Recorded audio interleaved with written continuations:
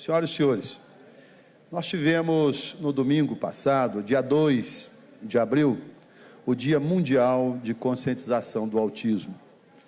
Eu queria, antes mesmo de fazer o nosso pronunciamento, numa data tão significativa, pronunciamento feito com muito carinho, com muito zelo, dentro daquilo que essa data merece, eu queria, deputada Marília, deputado Jean, deputado Dr. Wilson, alguns comentários sobre o autismo, para que as pessoas que estejam comunicando conosco através da TV, as pessoas que estejam participando e desejam familiarizar-se com essa matéria tão importante, eu queria tecer alguns comentários preliminares antes da nossa fala. E uma pergunta é: o que é o autismo? O que seja o autismo? O autismo não é uma doença, é uma condição. É uma síndrome que afeta vários aspectos da comunicação, além de influenciar também no comportamento do indivíduo. Estima-se que no Brasil, com seus 200 milhões de habitantes, possua cerca de 2 milhões de autistas. É um número significativo. Contudo, apesar dos números, os milhões de brasileiros autistas ainda não sofrem para encontrar o tratamento adequado. E quais são as incertezas que rondam o autismo? Apesar de o autismo ter um número relevante grande de incidência, foi apenas em 1993 que a síndrome foi adicionada à Classificação Internacional de Doenças da Organização Mundial da Saúde. A demora na inclusão do autismo neste ranking é reflexo do pouco que se sabe sobre a questão. Ainda nos dias de hoje, o diagnóstico é impreciso. Nem mesmo com o exame genético é capaz de afirmar com precisão a incidência da síndrome. Dessa forma, como ainda não se pode afirmar geneticamente as causas do autismo, usa-se o diagnóstico baseado em observação do paciente, que geralmente apresenta sintomas como dificuldade de comunicação, além de comportamento repetitivo. Contudo, a detecção dos sintomas também não é fácil. Caso existe uma série de graus de autismo e a intensidade dos sintomas pode variar. A criança, melhor dizendo, no extremo do espectro, tem um comportamento bastante comprometido, enquanto que a pessoa de grau leve pode ser extremamente brilhante. Nós fizemos uma ação aqui na Praça da Assembleia no último domingo. Eu quero aqui agradecer ao secretário Rogério, à sessão do espaço, a organização. Os banheiros da casa foram abertos para a população participar, uma manhã inesquecível.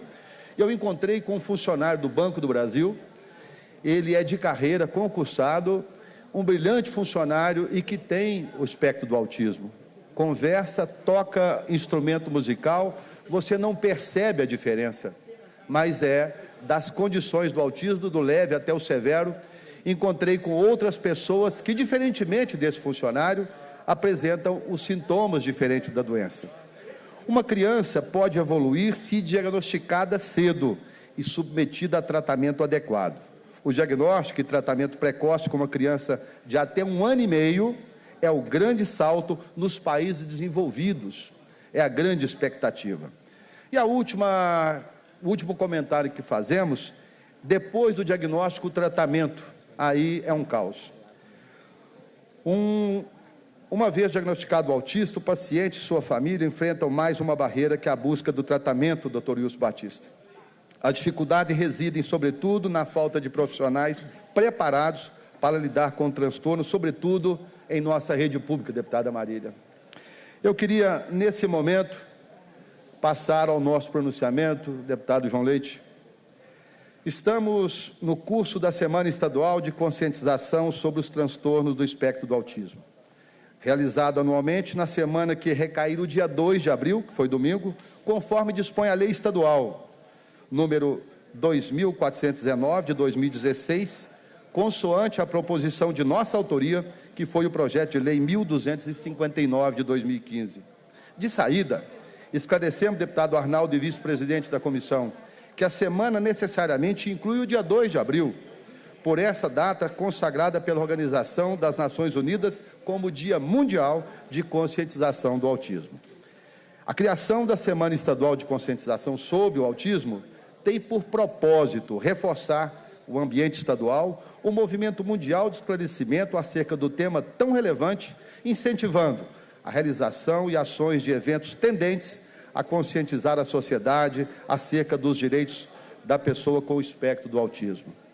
Uma das iniciativas adotadas pelo poder público e por particulares, inclusive no nosso país, é iluminar na cor azul edificações de referência em suas respectivas localidades, numa forma de alertar para a questão. A cor azul não foi escolhida por acaso. É porque existem cerca de 4 vezes mais homens nessa condição do que as mulheres. Aliás, presidente Dalmo Ribeiro, ressalto aqui que o presidente da Casa, deputado Adalclévia Lopes, sensível ao tema, acolheu solicitação da Comissão dos Direitos da Pessoa com Deficiência, que tenho a honra de presidir, e determinou que o edifício Palácio em Confidência permaneça iluminado na cor azul durante toda essa semana. O autismo foi descrito pela primeira vez em 1943 pelo médico austríaco Leo Kemmer, em seu artigo Authentic Disturbance of Affect Conquête. No mesmo ano, o também médico austríaco Hans Asperger descreveu em sua tese de doutorado a psicopatia autística na infância. A palavra autismo, porém, já havia sido criada por Eugene Bleuler em 1911 para descrever um sintoma de esquizofrenia que definiu como sendo uma fuga da realidade. Kenner e Asperger usaram a palavra para dar nome aos sintomas que observavam em seus pacientes. O denominado autismo clássico, que inclui entre os transtornos do espectro do autismo, que compreendem distúrbios complexos de desenvolvimento, caracterizados por comprometimentos de graus variados, tem 3 domínios principais: social, de linguagem e comunicação, verbal e não verbal, e de pensamento e comportamento. Os transtornos podem estar associados com deficiência intelectual, dificuldades de coordenação motora e de atenção a problemas da saúde. De acordo com a intensidade do seu comprometimento, alguns indivíduos podem ter dificuldades de aprendizagem e na execução de atividades da vida diária.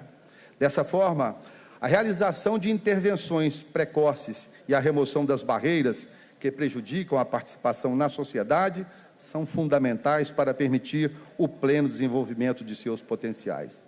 Nesse sentido, senhoras e senhores, estamos apresentando para apreciação desta Casa projeto de lei que propõe a realização de exames e avaliações específicos para o diagnóstico precoce do autismo, a exemplo do MCHAT, em inglês, Medfic Rankless Autism Tutors, e do IRDI, Indicadores Clínicos de Risco para o Desenvolvimento Infantil.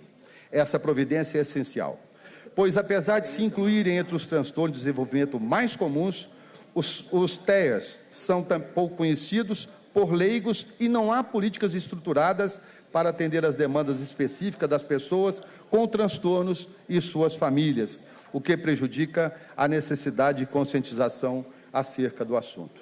Em todo o mundo, deputado Arlen, cerca de 70 milhões de pessoas de todas as classes sociais e etnias são afetadas pelo autismo. No Brasil, estima-se que quase 2 milhões têm o espectro do autismo. É exatamente com esse objetivo de provocar uma reflexão mais intensa em favor desse considerável contingente populacional que propusemos a criação da Semana Estadual de Conscientização, incluindo o 2 de abril, que é comemorado desde 2008. Esse momento propõe despertar a sociedade para a complexidade da síndrome, para que haja mais diagnóstico, mais tratamento, mais respeito e menos preconceito. Em 2017, deputado Nozin, que é nosso companheiro na comissão, o tema assinalado no Brasil para destacar a campanha mundial do autismo é "Sou autista e tenho direito ao meu próprio corpo". O tema orienta-se por 3 eixos, quais sejam: primeiro, direitos sexuais reprodutivos; segundo, proteção contra abusos e violência sexual; e o terceiro, proteção contra tratamentos experimentais, desumanos e evasivos. existe a compreensão de que as pessoas autistas e com outras deficiências enfrentam um grande estigma quando o assunto é direito ao seu próprio corpo. Ainda hoje, prevalece na sociedade e na família verdadeiro tabu sobre a sexualidade dessas pessoas, que são tratadas como eternas crianças incapazes de tomar decisões. A campanha enfatiza a necessidade, presidente Dalmo, de ampla discussão para que seja permanentemente alimentada a crença de que alguém que não exerce sua sexualidade está mais protegida contra abusos. Afinal, não discutir a questão contribui somente para mascarar uma situação alarmante. Segundo dados do Fundo de População das Nações Unidas, até 68% das mulheres e até 30% dos homens com deficiência sofrem violência sexual antes dos 18 anos. Já termino, presidente. Já a Unicef informa que as crianças com deficiência têm 3 a 4 vezes mais possibilidade de sofrer com algum tipo de violência que crianças sem deficiência, incluindo a violência sexual. Infelizmente, no âmbito nacional, não dispomos de dados específicos sobre a violência sexual contra essas pessoas e contra os autistas, ou mesmo sobre qualquer deficiência, o que dificulta a criação de medidas eficientes de combate a esse problema no país. O próprio site do Disque 100, deputado Carlos Pimenta, que recebe denúncias relacionadas à violação dos direitos humanos, não contém campos para a inclusão de denúncias relativas à pessoa com deficiência. Já termino, presidente. Assim, a falta de orientação adequada faz das pessoas autistas mais suscetíveis a abusos, restringe o desenvolvimento saudável da sexualidade e acaba por constituir fonte de conflitos e dúvidas.